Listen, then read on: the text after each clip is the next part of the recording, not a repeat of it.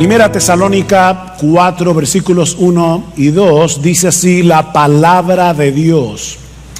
Por lo demás, hermanos, os rogamos pues y os exhortamos en el Señor Jesús, que como habéis recibido de nosotros instrucciones acerca de la manera en que debéis andar y agradar a Dios, como de hecho ya andáis, así abundéis en ello más y más.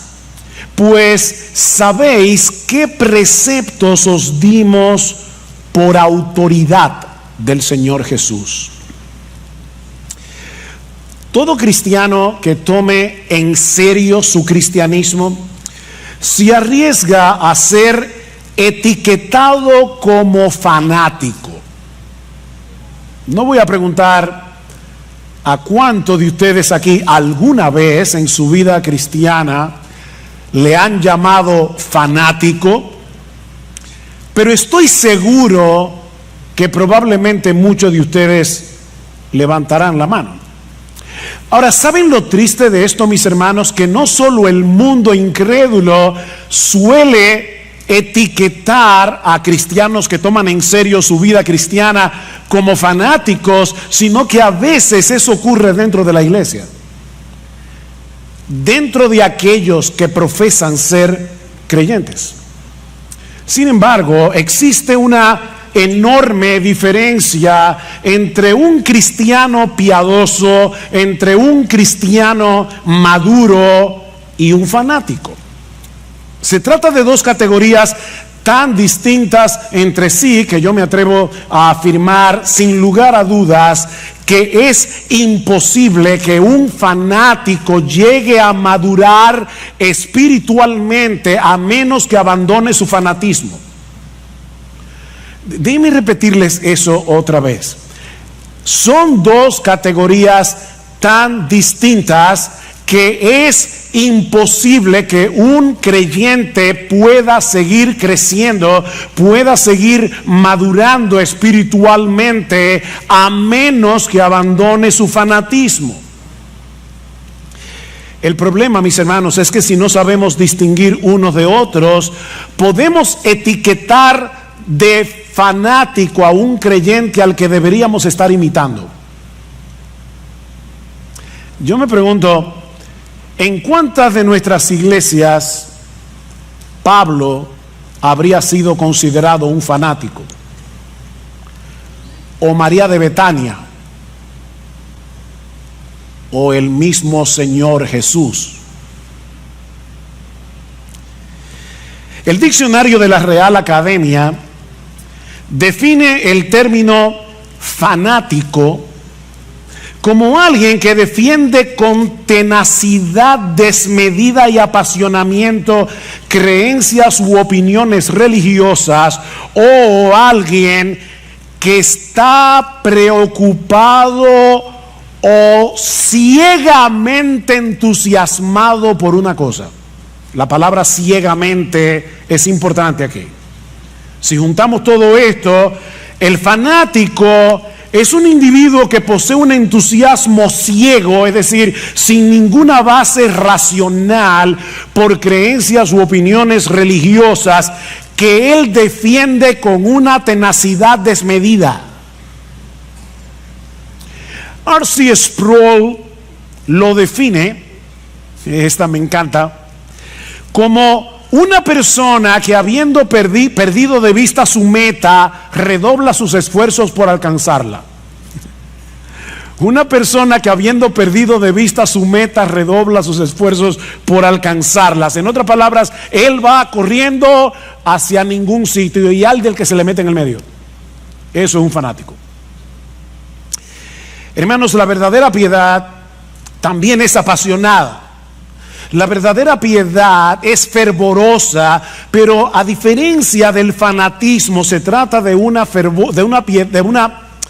pasión y de un fervor bien informado, bien dirigidos. Usando como referencia la definición de Sproul, el creyente piadoso también se esfuerza para alcanzar una meta, pero no es un entusiasmo ciego, sino que surge de una fe que descansa en lo que Dios ha revelado de sí mismo y de nosotros como cristianos en su palabra.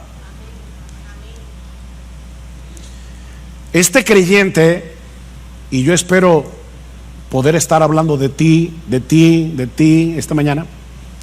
Este creyente quiere vivir su vida de tal manera que esa meta trazada por Dios mismo, esa meta suprema, gobierne todo lo que hace, cada decisión que toma, la forma como se relaciona con los demás, absolutamente todo. Ahora, ¿cuál es esa meta? Trazada por Dios. O déjame ponértelo de otra manera. Si tú eres cristiano, si tú profesas ser cristiano, ¿qué es lo que Dios quiere de ti? Bueno, lee otra vez conmigo el versículo 1. Por lo demás, hermanos, os rogamos pues y os exhortamos en el Señor Jesús, que como habéis recibido de nosotros instrucciones acerca de la manera en que debéis, no es una opción, no es una sugerencia, en que debéis andar y agradar a Dios, como de hecho ya andáis, así abundéis en ello más y más. La meta suprema del creyente, es decir, la tuya, si tú eres cristiano, es vivir para agradar a Dios. La meta suprema del cristiano es vivir para agradar a Dios.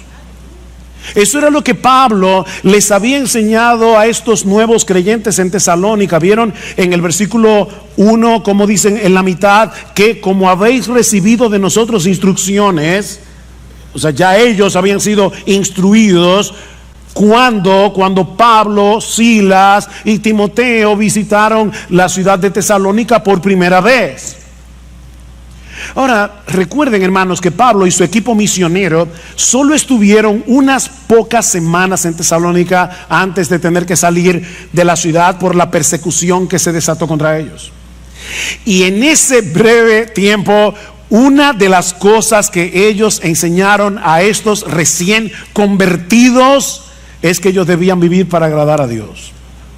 De hecho, Pablo les recuerda en el capítulo 2, si van conmigo por favor al capítulo 2, en el versículo 10, Pablo dice: vosotros sois testigos y también Dios de cuán santa, justa e irreprensiblemente nos comportamos con vosotros los creyentes, así como sabéis de qué manera os exhortábamos, alentábamos e implorábamos a cada uno de vosotros como un padre lo haría con sus propios hijos, para que anduvierais como es digno del Dios que os ha llamado a su reino y a su gloria. Eso fue lo que Pablo, Silas y Timoteo le enseñaron a estos tesalonicenses recién convertidos en las pocas semanas que tuvieron allí. Compórtense como es digno del Dios que os llamó a su reino y a su gloria. Así que mi hermano, mi hermana, no importa si tú te convertiste hace 30 años, no importa si tú te convertiste hace 2 semanas, la meta suprema de tu vida debe ser agradar a Dios en todo lo que haces. La meta de tu vida es vivir como es digno de ese Dios que en una manera eficaz te llamó personalmente con nombre y apellido para que tú compartas su reino y su gloria. Te repito, yo no sé si te convertiste hace 30, 40, ahora en la actividad que teníamos con los nuevos hermanos de la iglesia que fueron recibidos recientemente. Les decía: bueno, mi nombre es Ugel Michelén, tengo 45 años de convertido. No importa. Y yo me convertí hace 6 meses. No importa. La meta tuya y la mía es exactamente la misma. Yo con 45 años, tú con 6 meses. Vivir para agradar a Dios. Vivir como es digno de ese Dios que nos llamó a ser parte de su reino y de su gloria.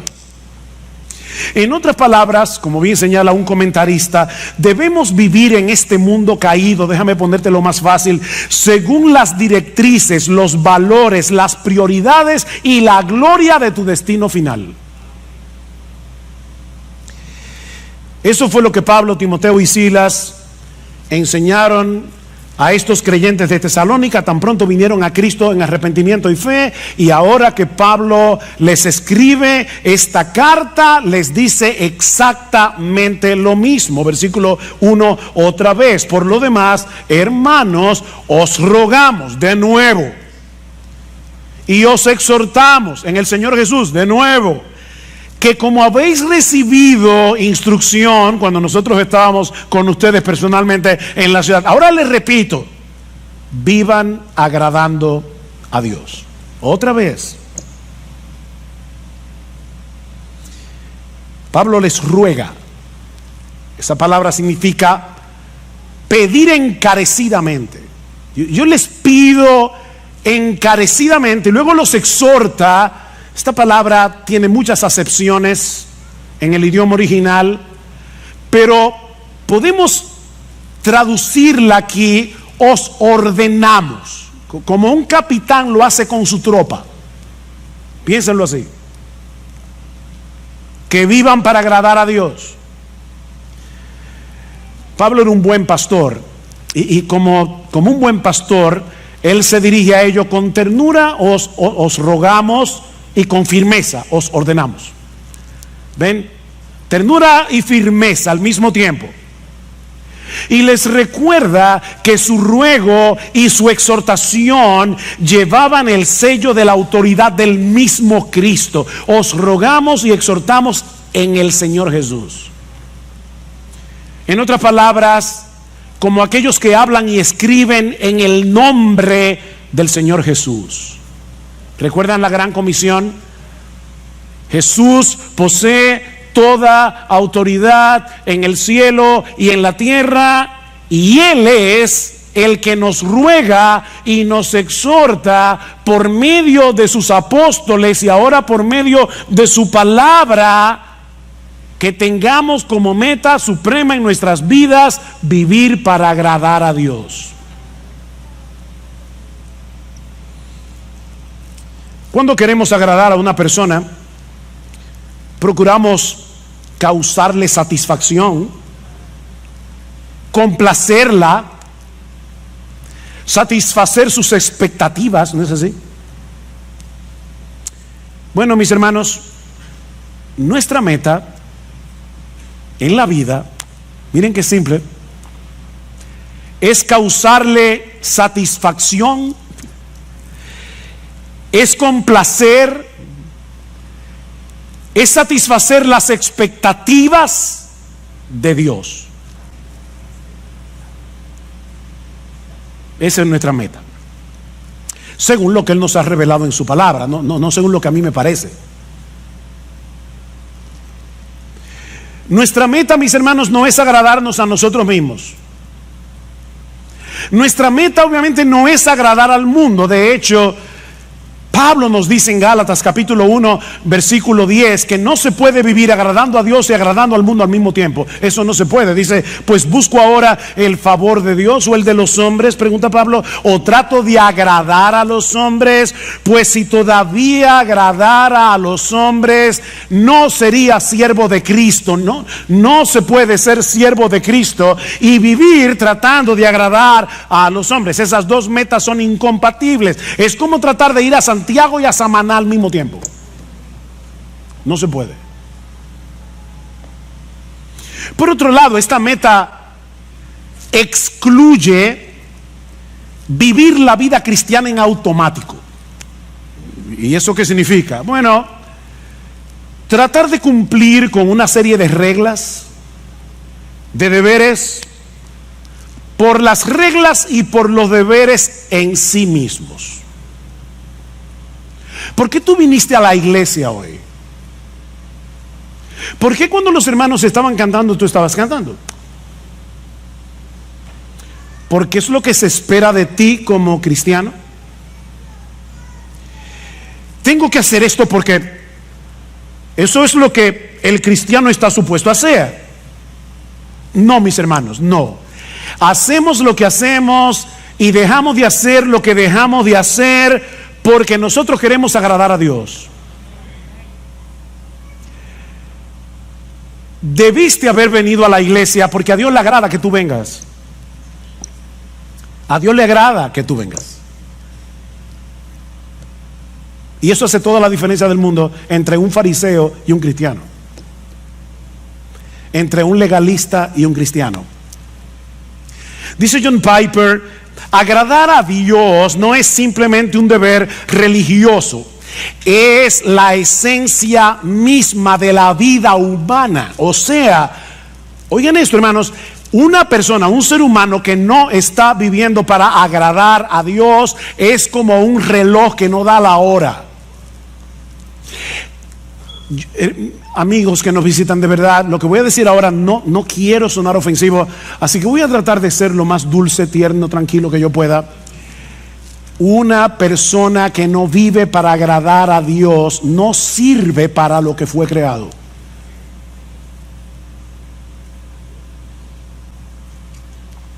Porque agradar a Dios es la esencia de la vida humana. Y el ejemplo más evidente de esa realidad, obviamente, el modelo por excelencia es Jesús. Él es el modelo por excelencia de lo que significa ser humano. No olviden que sí, Jesús era verdadero Dios, pero cuando se encarnó era verdadero hombre. Verdadero Dios, verdadero hombre. Dice el Señor en Juan 8:29, el Padre no me ha dejado solo porque yo hago siempre lo que le agrada. Yo hago siempre lo que le agrada, a tal punto que en el huerto de Getsemaní le dijo: Padre mío, si es posible, pasa de mí esta copa, pero que no sea mi voluntad sino la tuya. O sea, Cristo estuvo dispuesto a agradar a Dios aunque eso implicara su muerte en la cruz, hasta ese punto. Yo hago siempre lo que le agrada. Jesús no vivió su vida terrenal en automático. Él siempre hizo lo que hizo con una meta delante de sus ojos. Yo quiero agradar a mi Padre que me envió. Bueno, pero eso es Jesús, que era un hombre perfecto, sin pecado, pero la realidad es que nadie puede agradar a Dios aunque lo intente, pastor. ¿Acaso no dice en Isaías capítulo 64, versículo 6, que todas nuestras justicias son como un trapo de inmundicia delante de Él? El mismo Dios dice en su palabra que todas nuestras justicias son como un trapo de inmundicia. ¿Cómo yo puedo agradar a Dios? Ese es un buen ejemplo de un texto citado fuera de contexto. Y recuerden que un texto fuera de contexto es un pretexto. Si tú lees con cuidado los capítulos que rodean Isaías 64:6, te vas a dar cuenta que Dios está hablando aquí de aquellos que presentaban sus sacrificios sin estar acompañados de una fe sincera y sin tomar en cuenta lo que Dios había prescrito en su palabra acerca de estos sacrificios. En otras palabras, estos israelitas pensaban que el mero hecho de practicar un ritual, el mero hecho de presentar un sacrificio y presentarlo como les diera la gana, eso era suficiente. Pero ese texto no está diciendo que ningún creyente del Antiguo Testamento no podía agradar a Dios. En ese mismo pasaje, y ahí es que uno ve cómo el leer un texto fuera de contexto se convierte en un problema, porque si tú lees, ¿verdad? Déjenme decirles algo que yo espero que ustedes estén bien despiertos, pero Isaías 64:6 está después de Isaías 64:5. ¿Lo captaron? Ok. Déjame decirte lo que dice el texto anterior, Isaías 64:5. Saliste al encuentro del que con alegría hacía justicia, de los que se acordaban de ti en tus caminos. Algunos israelitas sí estaban haciendo justicia. Y esas justicias no eran un trapo de inmundicia. ¿Y quiénes eran esos israelitas cuyas obras no eran trapo de inmundicia? Bueno, déjame darte ahora algo más profundo. Isaías 64:6 está después de Isaías 64:5, e Isaías 64:5 está después de Isaías 64:4. Hoy estoy profundo. Y en Isaías 64:4 dice que los que agradan a Dios son aquellos que esperan en Él. Son aquellos que no están tratando de ganarse el favor de Dios a través de sus sacrificios. Son hombres y mujeres que esperan en Dios. De manera, mis hermanos, que si tú le estás predicando el evangelio a una persona que está tratando de ganarse la salvación, que está tratando de ganarse el cielo, está tratando de ganarse el favor de Dios a través de sus obras y no por medio de la fe, tú puedes citarle sin problemas Isaías 64:6 y decirle: ay, lamento decirte que todas tus obras de justicia son como un trapo de inmundicia delante de Dios, no te sirven para nada. Pero si estamos hablando con un creyente justificado solo por gracia, solo por Cristo y solo por medio de la fe, que en dependencia del Espíritu Santo está tratando de agradar a Dios, este versículo no aplica. No aplica.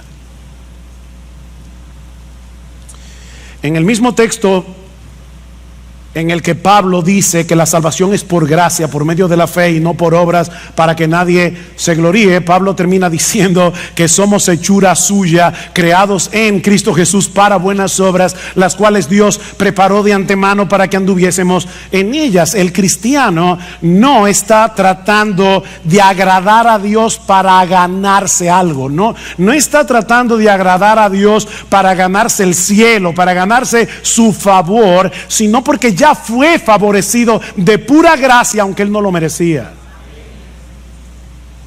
porque él confió en la persona y la obra de Cristo. Este creyente quiere vivir para agradar a Dios, dependiendo de la misma gracia que lo salvó. ¿Ven? Él es salvo por gracia, obediente por gracia, hace buenas obras por gracia. Él está dependiendo de la misma gracia que lo salvó. 1 Corintios 15:10, Pablo dice: por la gracia de Dios yo soy lo que soy. Su gracia no ha sido en vano para conmigo. O sea, su gracia ha estado operando en mí para que yo haga todo lo que hago. Es su gracia. En otras palabras, yo quiero convencerte en esta mañana de que tú puedes agradar a Dios. Podemos agradar a Dios porque ya Dios nos capacitó para agradarlo y puso en nosotros por su Espíritu el deseo de hacerlo. Nos capacitó y nos motiva. Uno de los pasajes del Nuevo Testamento que mejor expresa esa misteriosa interacción entre el obrar de Dios y nuestro obrar, y de paso es uno de mis textos favoritos del Nuevo Testamento, es Hebreos capítulo 13 versículo 20 y 21, en una doxología donde Pablo expresa lo siguiente: y el Dios de paz, que resucitó de los muertos a nuestro Señor Jesucristo, el gran pastor de las ovejas, por la sangre del pacto eterno, os haga, ese buen pastor, os haga aptos en toda buena obra, para que hagáis su voluntad. Ahora el misterio: haciendo Él en vosotros lo que es agradable delante de Él por Jesucristo. Haciendo Él en vosotros lo que es agradable delante de Él por Jesucristo, al cual sea la gloria por los siglos de los siglos. Amén. Nuestro gran pastor no solo derramó su sangre por nosotros en la cruz para el perdón de nuestros pecados, sino que ahora Él continúa fortaleciéndonos, Él continúa capacitándonos internamente. Él continúa manteniendo viva nuestra fe para que podamos hacer lo que es agradable para Dios. Insisto en lo de la fe porque la Biblia dice en Hebreos capítulo 11 versículo 6 que sin fe es imposible agradar a Dios. Él está obrando en nuestro obrar y a Dios le agrada ver la obra de su Hijo en nuestro obrar. O como dice Pablo en Filipenses 2:13, Él es el que está produciendo en nosotros el querer como el hacer por su buena voluntad.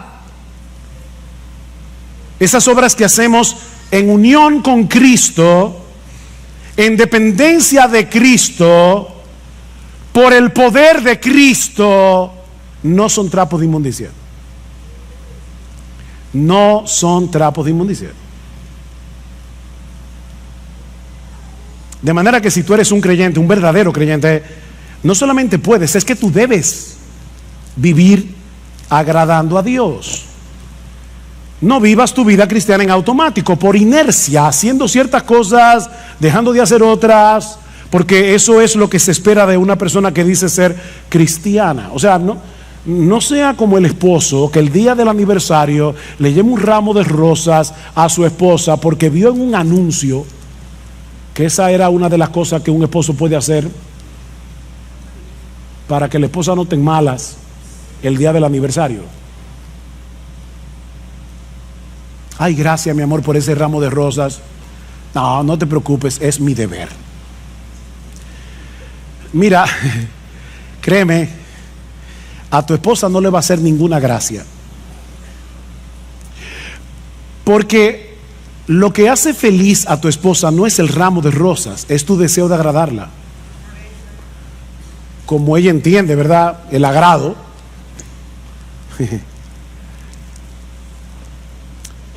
Bueno, en un grado infinitamente superior, todo aquel que sabe que fue elegido por Dios el Padre para salvación desde antes de la fundación del mundo, todo aquel que sabe que Dios el Hijo derramó su sangre en una cruz para el perdón de nuestros pecados, todo aquel que sabe que Dios el Espíritu Santo le cambió su corazón, le dio nueva vida para que pudiera arrepentirse y creer en Cristo, debe anhelar de todo corazón vivir para agradar a aquel que lo amó de ese modo.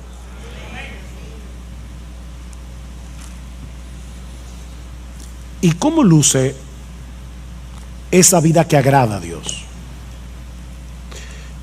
O planteándolo de otro modo, ¿cómo podemos los creyentes vivir de tal manera que Dios se agrade con nosotros? Bueno, en el resto del pasaje, hasta el versículo 12, Pablo va a decir algunas cosas que vamos a estudiar más adelante. Eso incluye la pureza sexual, versículos 3 al 8. Una de las cosas que vamos a ver allí es cómo nosotros podemos vencer la impureza sexual, la inmoralidad sexual. Pablo habla de eso en ese texto. Pero la pureza sexual es algo que agrada a Dios. En los versículos 9 al 10 vemos que el amor entre los hermanos es algo que agrada a Dios.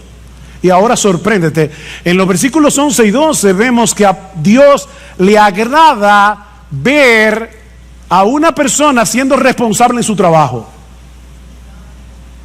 ¿Tú sabías eso? Que cuando tú eres responsable en tu trabajo, a Dios le agrada eso. Eso lo vamos a ver en el texto. Yo no me estoy inventando nada. Así que en este pasaje vemos que la pureza sexual, el amor entre los hermanos, el amor creciente entre los hermanos y la responsabilidad laboral son cosas que agradan a Dios. Pero la Biblia menciona muchas otras cosas que son del agrado de Dios. En el texto que leímos al principio, en la carta de Pablo a los Colosenses, Pablo dice a estos hermanos que él está orando por ellos y pidiendo que ellos sean llenos del conocimiento de su voluntad en toda sabiduría e inteligencia espiritual, para que andéis como es digno del Señor, agradándole en todo. Pastor, en el texto griego, ¿qué significa la palabra todo? Eso mismo. Todo. Todo. ¿Y cómo yo hago eso? Bueno, el texto sigue hablando y nos dice algunas formas en las que nosotros podemos agradar al Señor. Dice, llevando fruto en toda buena obra, una vida fructífera agrada a Dios. Sobre todo el fruto del Espíritu Santo, que es desarrollar en nosotros el carácter de Jesús, ¿verdad? Amor, gozo, paz, paciencia, benignidad, bondad, fe, mansedumbre, templanza. En la misma medida en que tú te pareces más a Jesús y menos a ti, Dios se agrada. Creciendo en el conocimiento de Dios, dice Pablo. Lo que agrada a Dios no es que llenemos la cabeza de teología, de informaciones, es que crezcamos en nuestro conocimiento de Él para disfrutar de una mayor intimidad con Él. A mí me encanta leer biografías, es una de mis secciones de lecturas favoritas. Me encanta leer biografías. Recientemente estuve leyendo, he leído 2 biografías en este año. La biografía de R.C. Sproul, que murió hace recientemente, y la biografía de Tim Keller, que también murió hace relativamente poco tiempo. Yo tuve la oportunidad de saludar a esos 2 hombres en diferentes eventos. Ahora, si ustedes me preguntan, ¿tú conociste a R.C. Sproul? Mi respuesta, no. ¿Tú conociste a Tim Keller? No. Yo tengo información acerca de ellos 2, pero yo no los conocía. Bueno, se puede tener información de Dios y no conocer a Dios. Pero Pablo sigue diciendo, la vida fructífera agrada a Dios, crecer en el conocimiento de Dios, obviamente agrada a Dios. Pregúntale a tu esposa, esposo, si a ella no le agrada que tú crezcas en tu relación con ella. Pero en tercer lugar, fortalecidos con todo poder conforme a la potencia de su gloria, para toda paciencia y longanimidad, es decir, para toda paciencia y perseverancia, sobre todo en medio de las presiones, en medio de las pruebas. ¿Sabes qué, mi hermano? Cuando tú estás sufriendo, cuando tú estás en medio de una gran aflicción y por obra del Espíritu Santo en ti que te capacita, tú soportas la aflicción en el poder que viene de Dios. Eso agrada a Dios. Ese texto me fue de una tremenda bendición esta semana. Estaba muy agobiado en mi pensamiento con varias cosas, y me alegra que en uno de los salmos dice: ¿quién me diese alas de águila y vuele a tal, yo no sé dónde? ¿Verdad que hay momentos que uno quiere desaparecerse del mapa? ¿O a ti no te pasa? Y con ese sentimiento en mi corazón, créame, vino ese texto a mi mente. Y yo dije: no, Padre, perdóname. O sea, el asunto aquí no es huir, no es escapar, es fortalecerme en ti. Porque cuando yo hago eso, a ti te agrada, a ti te agrada que en la prueba, en el dolor, me fortalezca en Dios. Eso agrada a Dios.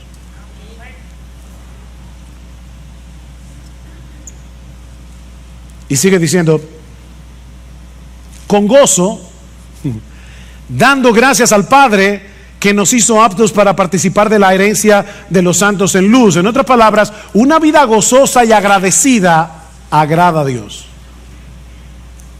Una vida con gozo y con gratitud agrada a Dios.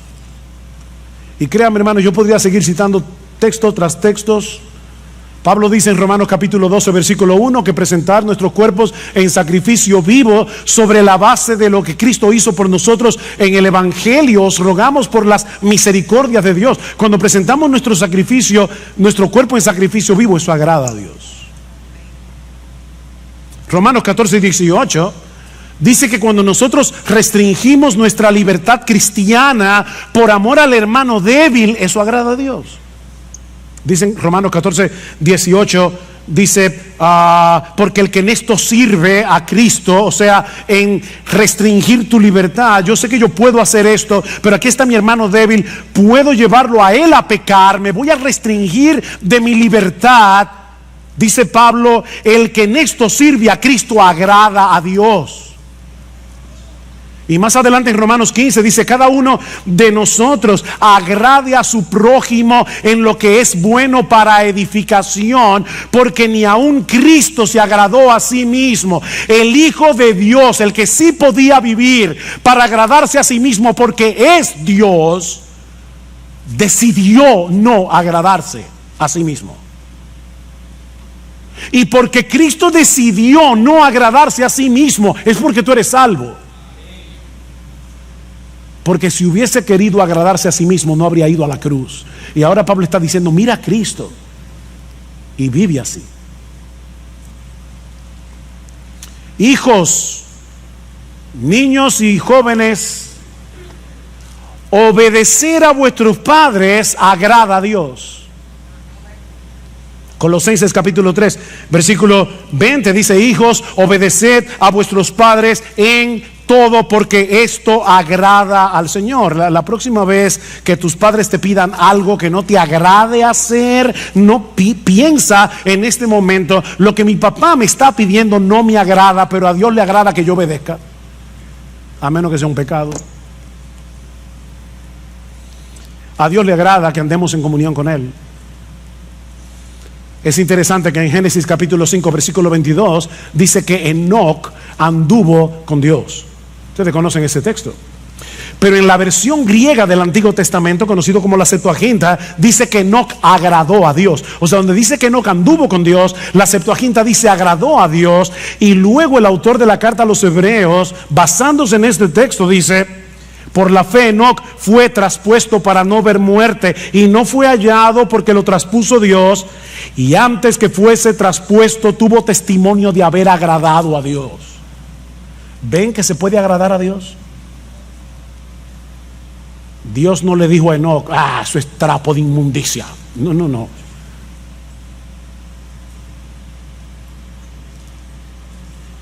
A Dios no le agrada que tú tomes tu Biblia y la leas como un fariseo porque hay que leer la Biblia.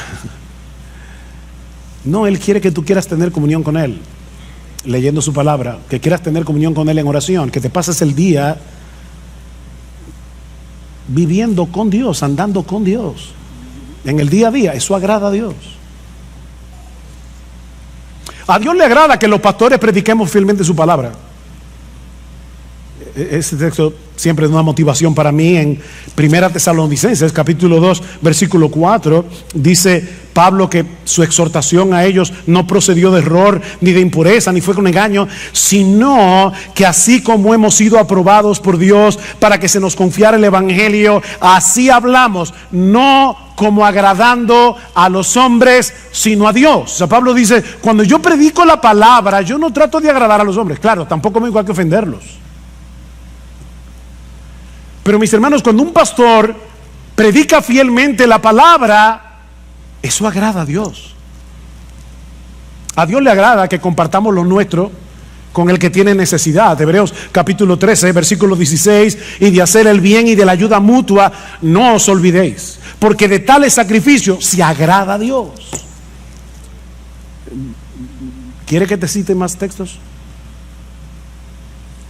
No puedo.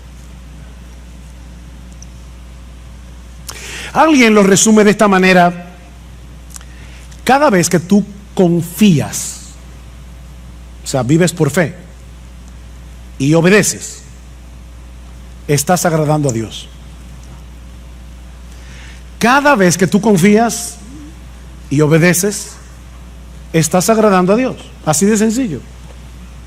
Él sabe que nuestra fe no es perfecta. Él sabe que nuestra obediencia no es perfecta. Él no está esperando perfección para agradarse de nosotros. Lo que Él está esperando es que nosotros vivamos intencionalmente para Él, en dependencia de Él. No te olvides, mis hermanos, que Él es nuestro Padre en virtud de nuestra unión con su Hijo.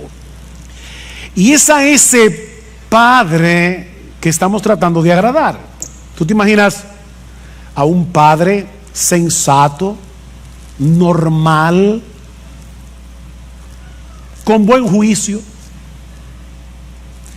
mirando con desagrado la tarjeta de cumpleaños que le hizo su niña de 5 años porque no le gustó el color de la cartulina o porque tuvo una falta de ortografía.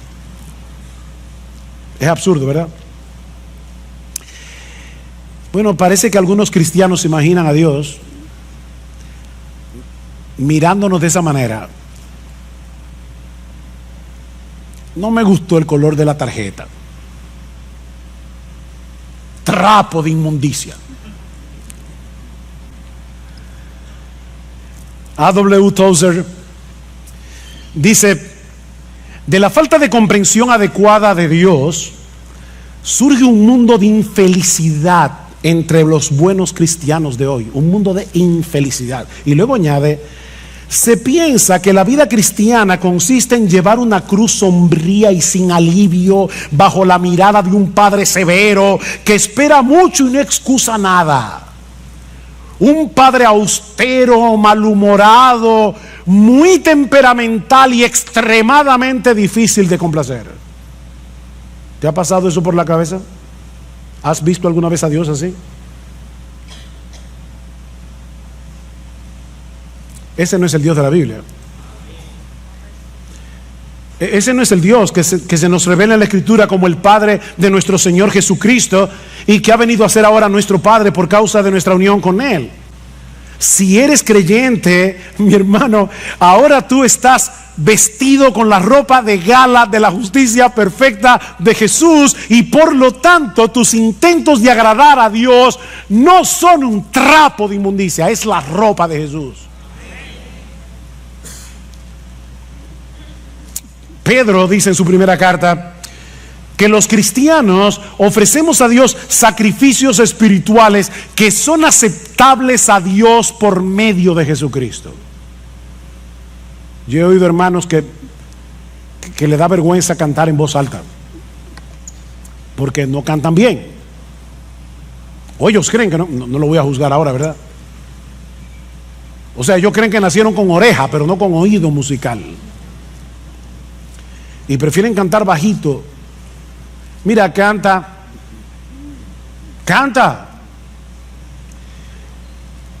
Que tus gallos y tus desafines son lavados por la sangre de Jesús antes de que lleguen al oído del Padre. Tus sacrificios espirituales son aceptables delante de Dios por Jesucristo. Ahora, no me malentiendan, yo no estoy diciendo que podemos darle a Dios cualquier cosa y vamos a esperar que Él se contente con eso. No, yo no estoy diciendo eso. Lo que estoy diciendo, mis hermanos, es que tú y yo, si somos cristianos, debemos entregarle toda nuestra vida viviendo intencionalmente para agradarle a Él, pero sabiendo de antemano que la perfección de Jesús cubrirá todas nuestras imperfecciones. Eso es lo que estamos diciendo. Pero vive para agradar a Dios.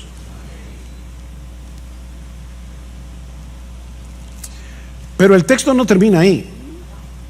Hay una segunda enseñanza en este pasaje. Ya vimos que la meta suprema del cristiano es vivir para agradar a Dios. Pero mucho más brevemente, no os preocupéis, mucho más brevemente, este texto también nos enseña que vivir para agradar a Dios es una meta en constante crecimiento. ¿Qué dice el texto? Por lo demás, hermanos, os rogamos, pues os exhortamos en el Señor Jesús, que como habéis recibido de nosotros instrucciones acerca de la manera en que debéis andar y agradar a Dios, como de hecho ya andáis, así abundéis en ello más y más. Que abunden en eso.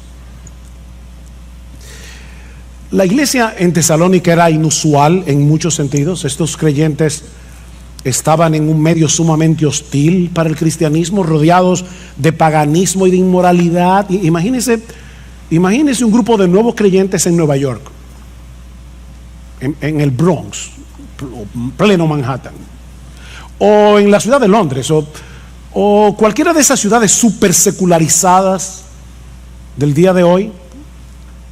Así era Tesalónica.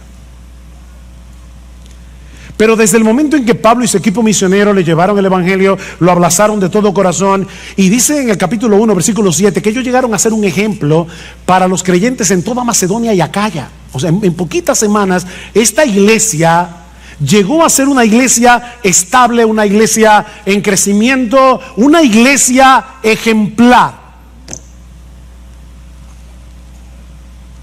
Pero Pablo está empeñado en que no se estancaran espiritualmente. Ya estaban tomando en serio sus vidas cristianas.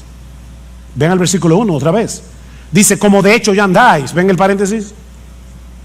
Dice, yo les exhorto a que vivan así. De hecho, ustedes están viviendo así.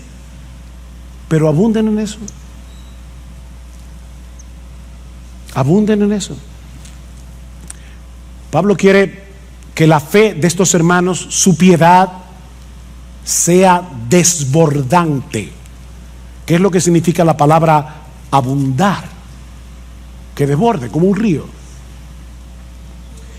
Es la misma palabra que aparece tanto en capítulo 3, versículo 12, como en el capítulo 4, versículo 9 y 10, cuando Pablo dice, ustedes ya se aman mutuamente, pero abunden en eso.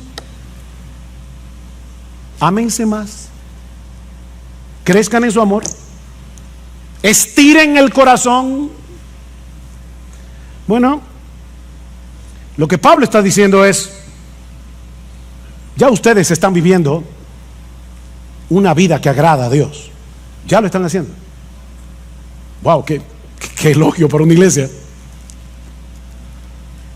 Pero no se den el lujo de quedarse donde están. No se den ese lujo. Iglesia Bíblica del Señor Jesucristo, la vida cristiana es una vida en constante crecimiento. ¿Saben por qué? Porque la meta es llegar a ser igualitos a Jesús. Y eso nunca va a pasar de este lado del cielo. La meta es parecernos a nuestro precioso Señor. En ese sentido, el mismo Pablo es un buen ejemplo a imitar. Escribiendo a los filipenses, Pablo, hermano, Pablo. Algunos dicen que después de Jesús no ha habido en toda la historia de la iglesia un cristiano como Pablo. No ha habido un predicador como Pablo. No ha habido un hombre más apasionado con el evangelio que Pablo. No ha habido un hombre más capaz de sufrir por Cristo que Pablo.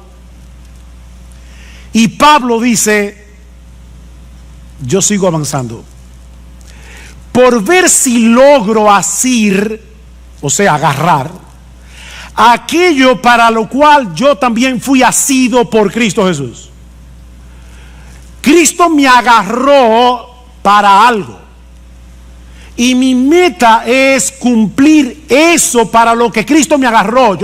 Yo no sé para qué Cristo te agarró a ti, mi hermano, pero escucha a Pablo. Dice, hermanos, yo mismo no pretendo haberlo ya alcanzado, pero una cosa hago. Un hombre de una sola cosa, una sola meta. Una cosa hago, olvidando ciertamente lo que queda atrás y extendiéndome a lo que está delante. Prosigo a la meta, al premio del supremo llamamiento de Dios en Cristo Jesús. ¿Han visto esos corredores cuando están llegando a la meta, sacan el pecho para ser los primeros que rompan la cosa esa, no sé cómo se llama, la cinta?